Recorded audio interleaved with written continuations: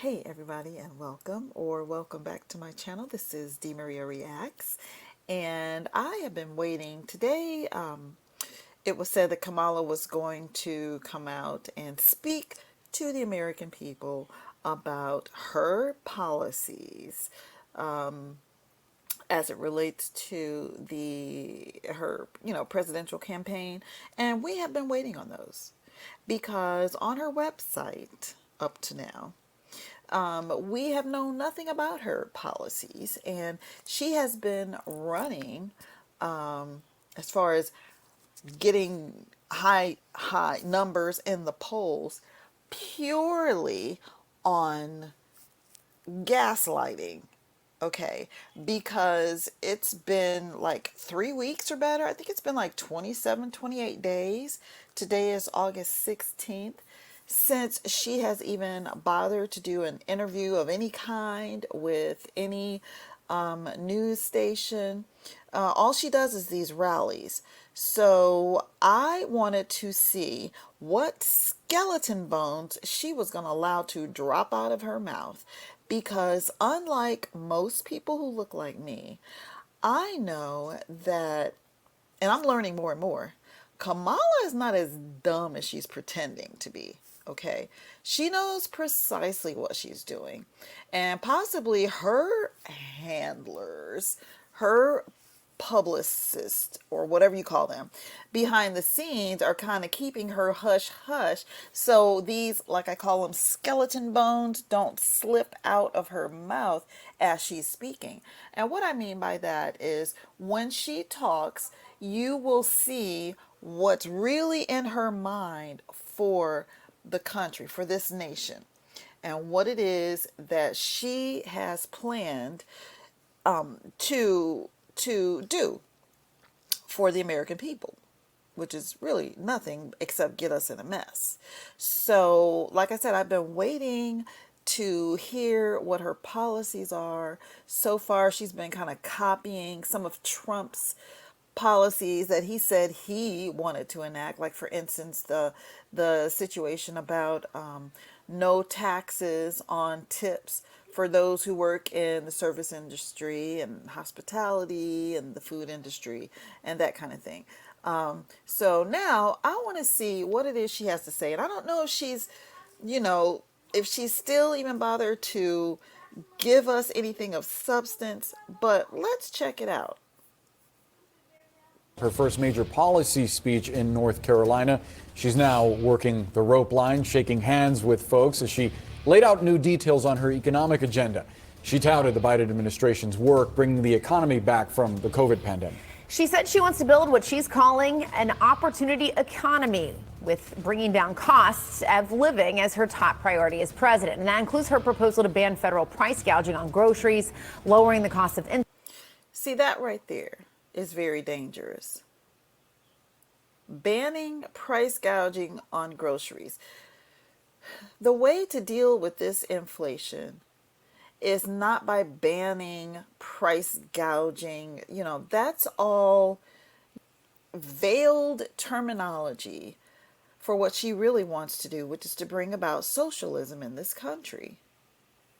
And so you have to really key in and pay attention to the words that she's using. That's not the way to deal with this economy. That's not the way to deal. The way we got to this point, with inflation being as it is by the government overspending. I'm not buying this, what some other people believe about Kamala, which is that she's unable to do anything. Her hands are, even though she's the vice president and President Joe Biden has Alzheimer's and dementia and really cannot function cognitively on the level that he needs to. Her hands are tied and she can't do anything while she's in office right now. I don't believe that for one moment. Kamala, we're not as dumb as you think. If you're able to make changes that will benefit the American people as far as helping the economy, why aren't you doing it now? Why not now? Why do we have to wait until you're in the so-called driver's seat? I'm not buying it. She's lying. She's not going to do what she's saying she's going to do. They are just lies to get votes. That's all. But let's listen further. I strongly believe when the middle class is strong, America is strong.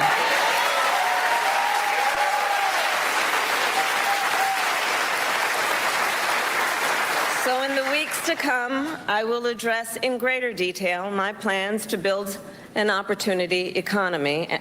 And today, I will focus Build an opportunity economy. on one element that's on the minds of many Americans as they pay their bills at the kitchen table or walk the aisles of a grocery store. And that is lowering the cost of living. And you're going to do that So every day across our nation, families talk about their plans for the future, their ambitions, their aspirations for themselves, for their children. And they talk about how they're going to be. This is me being petty, but that cheesy smile of hers, that grin is so cringe, because she doesn't give a rip about what American citizens are going through. She doesn't give a rip. All she cares about is her own Marxist, socialist ideology, because she was raised by a Marxist mother.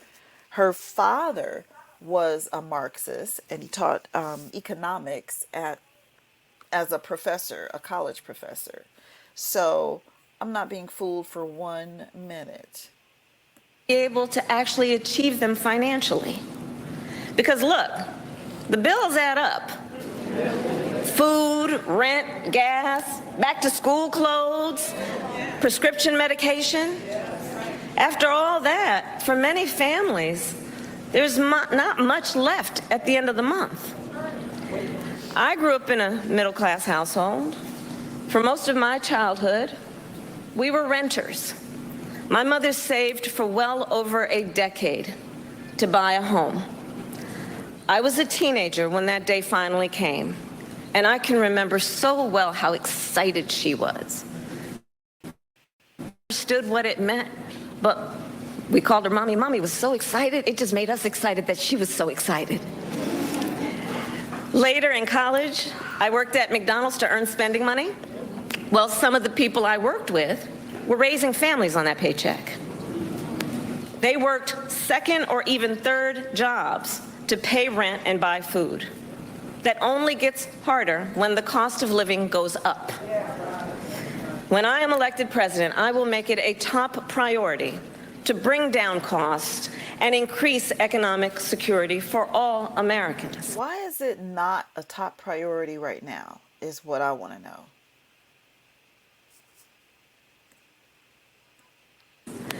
As president, I will take on the high costs that matter most to most Americans, like the cost of food. We all know She's going at food first. See, when you control the food, you can control the people, point blank.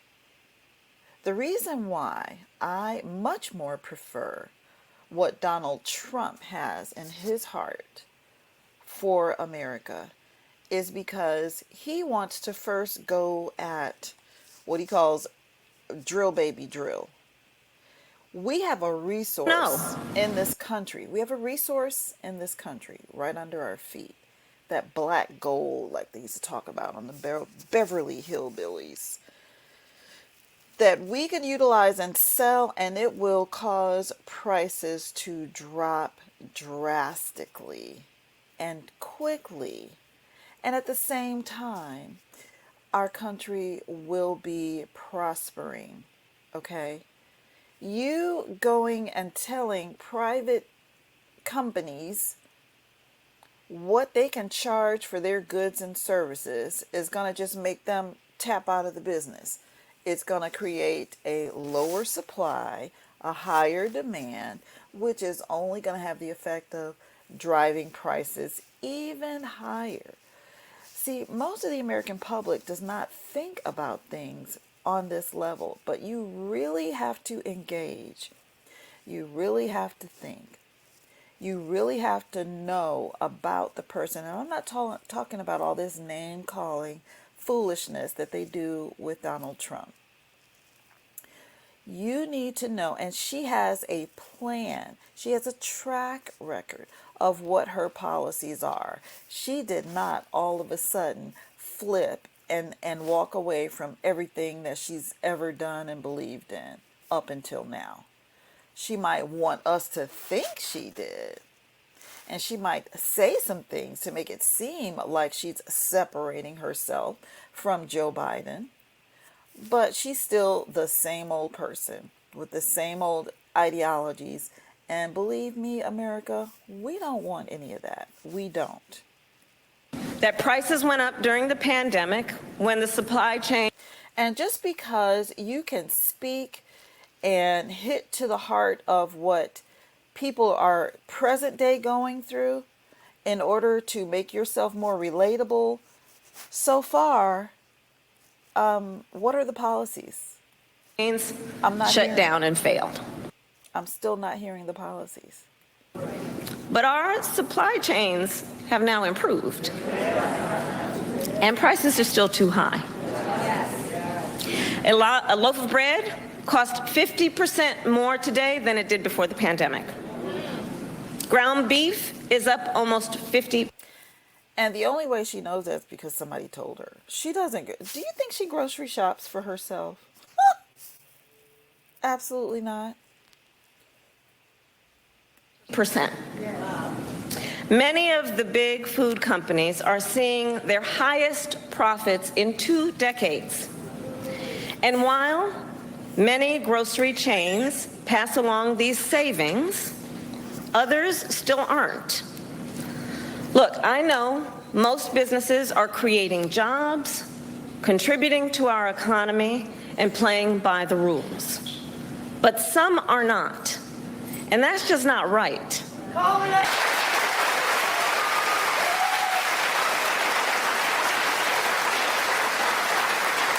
As Attorney General in California, I went after companies that illegally increased prices, including wholesalers that inflated the price of prescription medication, and companies that conspired with competitors to keep prices of electronics high. I won more than $1 billion for consumers.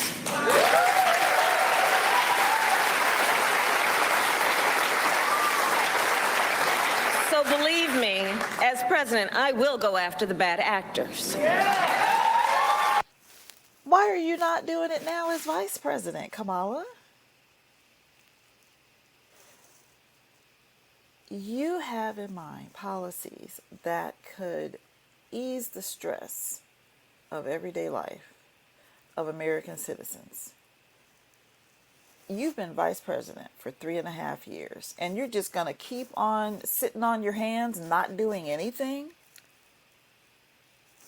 until we vote you in as president? It's not going to happen. It is not going to happen.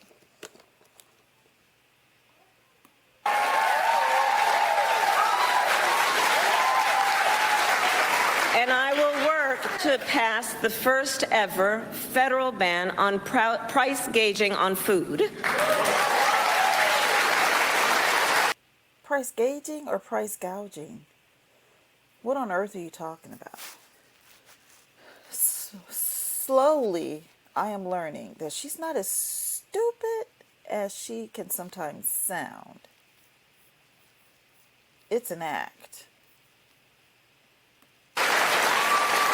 My plan will include new penalties for opportunistic companies that exploit crises and break the rules.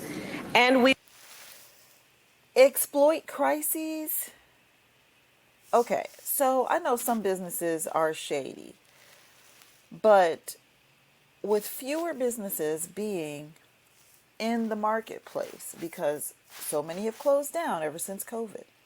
There have been many a company that's been around for ages and ages that have had to shut down because of Bidenomics, Kamalanomics going on. But her going after these businesses, that's not the way to go.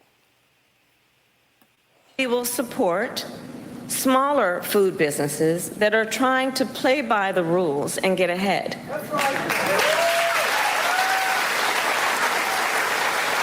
We will help the food industry become more competitive because I believe competition is the lifeblood of our economy. So she's talking as if she supports capitalism because capitalism operates off competition. That's true. But if the prices to purchase these items, these products to put in the stores has increased, the only way these businesses can make a profit is unfortunately passing that increase down to customers. That's where it's coming from. More competition means lower prices for you and your families. See, it's a false flag. She is not in support of capitalism. Now compare what Donald Trump plans to do.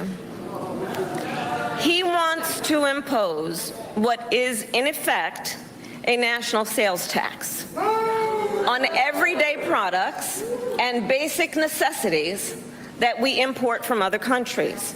That will devastate Americans. It will mean higher prices on just about every one of your daily needs. A Trump tax on gas, a Trump tax on food.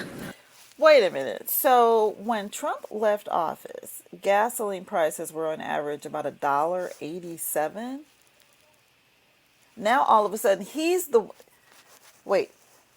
left office. Gas prices were under $2 a gallon. Inflation has gone just crazy since Bidenomics / Kamalanomics. But now, if he becomes president, he's the one going to drive up gas prices. They're already up because of you guys. You and JoJo. President JoJo. Not falling for it, sister girl. A Trump tax on clothing. A Trump tax on over-the-counter medication. And you know, economists have done the math. Donald Trump's plan would cost a typical family $3,900 a year. At this moment, when everyday prices are too high, you know what Bidenomics / Kamalanomics has done to the average cost, the average increase? Like about $20-some thousand a year. he will make them even higher. As president, I'll take on the issue of the cost of health care. As Attorney General, I took on insurance companies and Big Pharma and got them to lower their prices. And together with President Biden, we've gone even further. We capped the price of insulin at $35 a month, and the total cost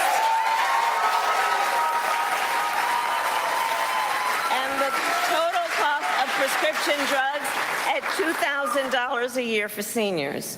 We let Medicare negotiate lower drug prices for seniors. And just yesterday, we announced that we are lowering the price by up to 80% for 10 more life-saving drugs.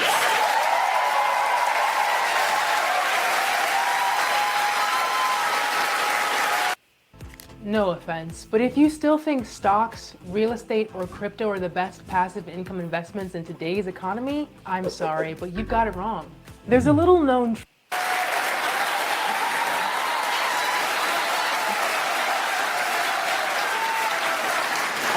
pledge to continue this progress. I'll lower the cost of insulin and prescription drugs for everyone with your support, not only our seniors.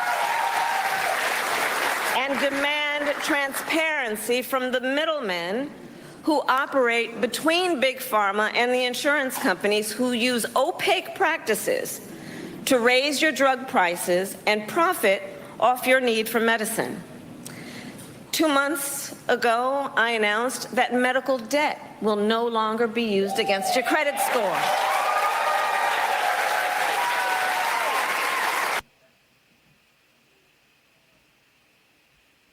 That's already the case right now.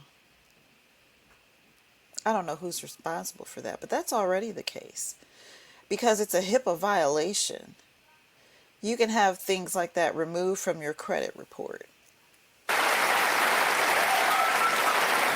And I will work as president with states like here in North Carolina, Roy Cooper, thank you again, to cancel medical debt for more and more, millions more Americans.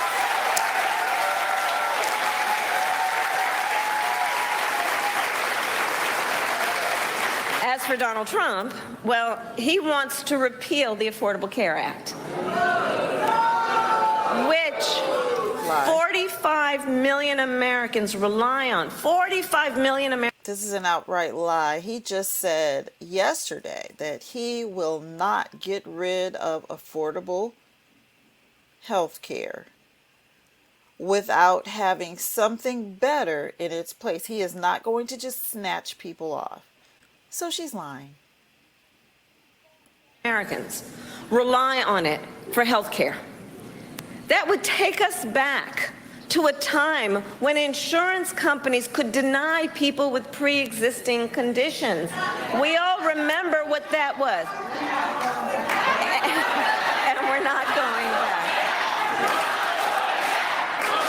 We're not going back. We're not going back. And remember, and this is why we're not going back, because we do remember, he tried to cut Medicare every year he was president, threatening a program that tens of millions of seniors count on. And according to his Project 2025 agenda, I've been watching video of Kamala talking about getting rid of Medicare. I'll do some more research on that.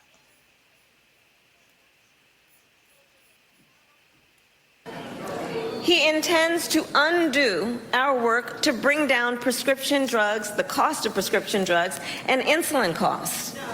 Well, we've come too far to let that happen.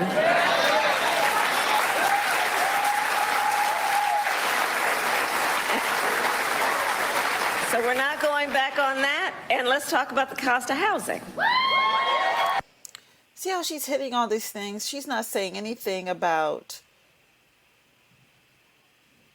drilling our oil in our country, which is something that's going to make money for this country and therefore stimulate the overall economy and cause prices to drop.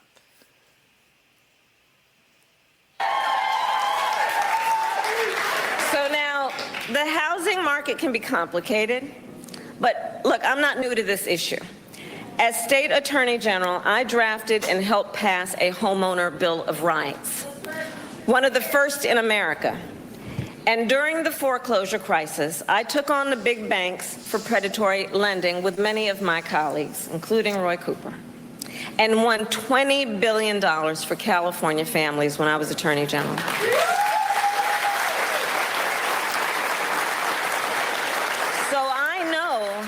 To fight for people who are being exploited in the housing market.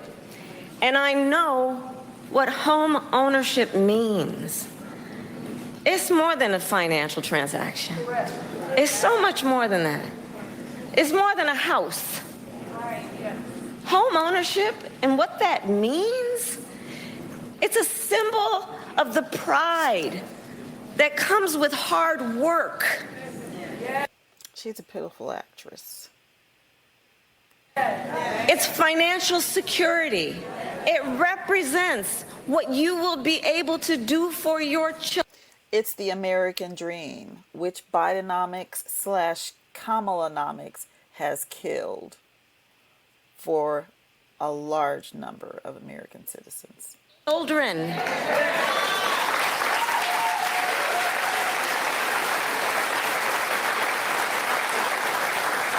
And sadly, right now, it is out of reach for far too many American families. There's a serious housing shortage. In many places, it's too difficult to build, and it's dry. Now, before the immigrant crisis, okay, well, I'll say before I knew how bad that crisis was, and before I was factoring that in, I was going, a shortage of housing. I just left a neighborhood before I moved where I am now, which actually is a much better neighborhood, and it's not a Democrat-led subdivision in the city in which I live. But my previous neighborhood that was more poor, it was predominantly black, there were so many what we call zombie houses. There were houses, half the houses on my street were zombie houses. In other words, nobody lived in them, and nobody had lived in them for years. Why? So you have housing that is there. All that's needed is for someone to come in, build it up, get it back up to regulation, rebuild if necessary, and then you've got housing. So I don't understand when they talk about housing shortage. I don't get that. Driving prices up. As president, I will work in partnership with industry to build the housing we need, both to rent and to buy. We will take down barriers and cut red tape, including at the state and local. It kills me how liberals will create a problem and then say, let me come rescue you and fix this problem. And we can't, for the life of me, we cannot see it. We cannot see it. You created the problem. And then you present yourself as the only solution to that problem. Local levels.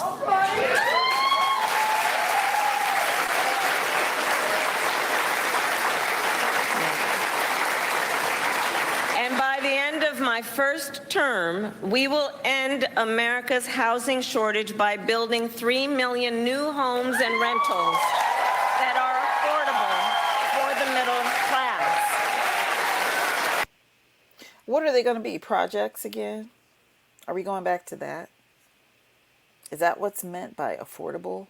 And we will do that together. We will do that together. Why haven't you been doing it the last 3.5 years? That's why I can't believe a word she's saying. I cannot believe a word she's saying. Because if that was true, that could be your best advertisement for why we should vote you in as president. It could be your best advertisement. If you were already doing those things, not, oh, I'll do this in the sweet by and by. What are you doing right now? You are in office right now.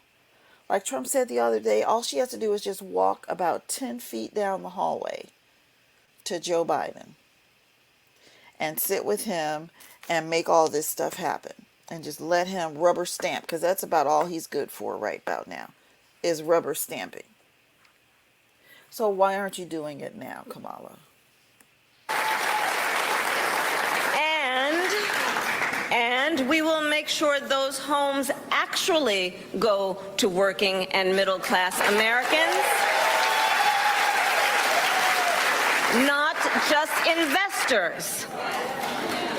Because, you know, some corporate landlords, some of them buy dozens, if not hundreds of houses and apartments. Then they turn them around and rent them out at extremely high prices. This is true. And it can make it impossible then for regular people to be able to buy or even rent a home.